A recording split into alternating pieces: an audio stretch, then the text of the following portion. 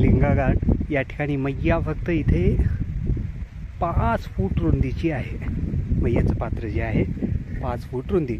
हे मी इथे आहे आणि पलीकडच्या बाजूला पलीकडचा तट, दक्षिण तट, हा उत्तर तट. बघा, फक्त 5 फुटाच्या याच्यावरून मैया इथे वाहते आहे. इथून अमरकंटक 150 किलोमीटर आहे. आत्ताच मैया छोटी छोटी छोटी होत चाललेली दिसते आहे. अतिशय सुंदर वातावरण आहे. खरंच सार्थक झालं असं वाटतं.